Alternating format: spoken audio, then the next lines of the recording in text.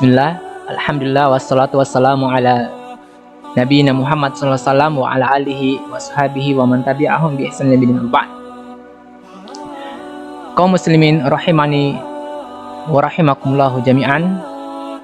Bagi seorang muslim, bagi seorang mukmin, ia harus memiliki rasa sedih terhadap waktu, momen, kesempatan yang Allah Subhanahu wa taala berikan untuk melakukan ketaatan.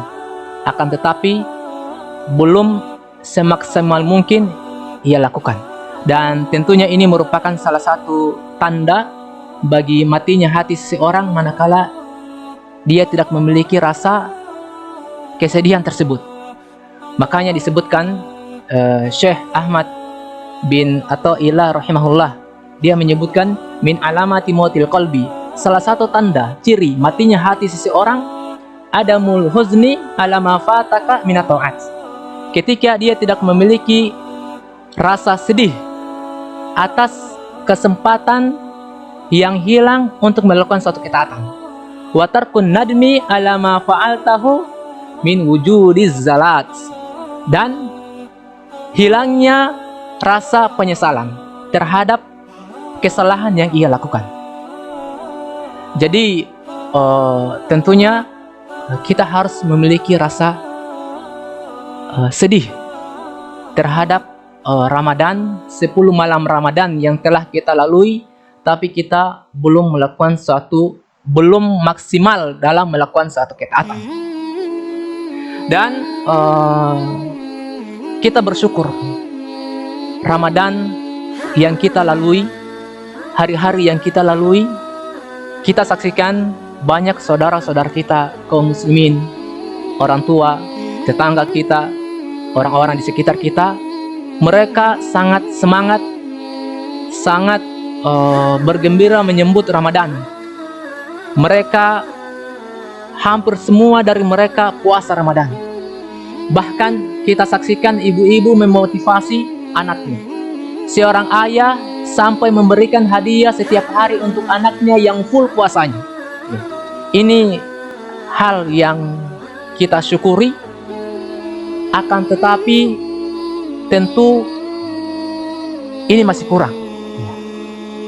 Tentu ini tidak sesuai yang disampaikan Rasulullah SAW, atau ada kekurangan di situ, yaitu tidak menjaga sholat, tidak menjaga sholat 5 waktu. Karena harusnya ia menjaga sholat 5 waktu, semangat dalam melaksanakan sholat 5 waktu dan puasa. Atau kalaupun seorang ibu, seorang bapak, seorang ayah menyemangati anaknya untuk puasa full dalam bulan suci Ramadan, maka terlebih lagi dia harus menyemangati, memotivasi anaknya untuk menjaga sholat 5 waktu. Kenapa demikian? Tentu ada beberapa alasan yang disebutkan atau riwayat-riwayat dari Rasulullah SAW dan ulama-ulama salafus soleh, ulama-ulama terdahulu. Alasan yang pertama, kenapa sholat 5 waktu harus ditekankan kepada anak-anak kita, kepada keluarga kita, orang-orang di sekitar kita, begitu pula puasa. Alasan yang pertama, bahwasanya sholat itu merupakan amal soleh yang paling afdol. Bahkan sholat ini yang paling afdol dari puasa. Makanya Syekh Muhammad Nawawi Al-Bantani Al-Jawi Asy-Syafi'i rahimahullah dalam kitabnya Kasyifatus Saja, Syarh Safinatun Najah rahimahullah mengatakan, iqamus shalah wahiyya, mendirikan salat merupakan afdalul ibadat al-badani az-zahirah, merupakan ibadah badan zahir yang paling afdol. Setelahnya baru puasa. Summa wa ba'daha as-shaum. Kemudian setelahnya baru puasa. Kemudian setelahnya baru katakan Syekh haji. Lalu yang terakhir dia katakan baru zakat. Ya.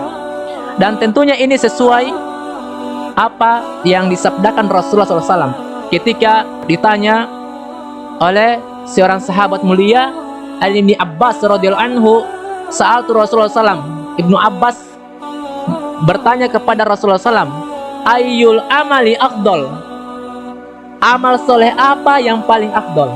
Maka Rasulullah SAW mengatakan as-sholatu liwaktiha, sholat pada waktunya. Ingat, sholat, sekali lagi, sholat merupakan amal soleh yang paling afdol, bahkan lebih afdol, lebih mulia dari puasa. Jadi sudah sepatasnya kalau kita menyemangati anak-anak kita, saudara kita, keluarga kita, kaum muslimin untuk menjaga puasa, maka terlebih lagi untuk menjaga sholat 5 waktu. Ya. Saya tidak katakan bahwa puasa itu tidak penting. Puasa penting, begitu pula sholat 5 waktu lebih penting lagi. Alasan yang kedua, kenapa sholat 5 waktu pun kita harus semangati anak-anak kita, orang-orang di sekitar kita, keluarga kita. Alasan yang kedua, karena sholat 5 waktu merupakan pembeda antara orang muslim dengan orang kafir. Rasulullah SAW dalam sebuah riwayat Rasulullah SAW mengatakan al-ahadul ladzi bainana wa bainahum as-shalah faman tarakaha faqad kafara. Perjanjian antara kita dan mereka adalah salat. Barang siapa yang meninggalkannya maka dia telah kafir. Makanya karena hadis ini juga sebagian ulama mengkafirkan secara mutlak orang yang meninggalkan salat. Artinya kalau kafir, ya, kafir itu kan berarti batal semua amal solehnya, termasuk puasa. Ya. Lagi-lagi bukan berarti puasa tidak penting. Puasa Ramadan penting. Kemudian alasan yang ketiga, bahwasanya amal soleh yang pertama kali dihisab di hari kiamat kelak adalah sholat. Rasulullah SAW mengatakan, awal ma yuhasabu bihil abdu yaumal qiyamah min amalihi sholatuhu. Amal yang pertama kali dihisab seorang hamba pada hari kiamat kelak adalah sholatnya. Fa in soluhat faqad aflaha wa anjaha. Apabila sholatnya bagus, maka dia telah beruntung dan berhasil. Wa in fasadat, dan apabila manakala sholatnya buruk, faqad khaba wa khasir, maka dia telah gagal dan merugi. Ya. Jadi nanti di hari kiamat kelak, ketika kita dihisab, maka yang pertama kali dicek adalah sholatnya. Manakala sholat kita bagus, maka amal-amal soleh yang lain pun akan ikut bagus. Akan tetapi manakala sholat kita rusak, cacat, maka yang lain pun akan rusak. Kemudian yang terakhir, justru sholat membantu kita untuk mengamalkan, menjalankan puasa kita dengan baik dan sempurna. Makanya Allah Subhanahu wa taala katakan, ya ayyuhalladzina amanu ista'inu bis-sabri was-shalah. Hai orang-orang yang beriman, mintalah pertolongan, bantuan dari salat dan sabar. Dan saya akhiri, wabillahi taufik wal hidayah, wassalamualaikum warahmatullahi wabarakatuh.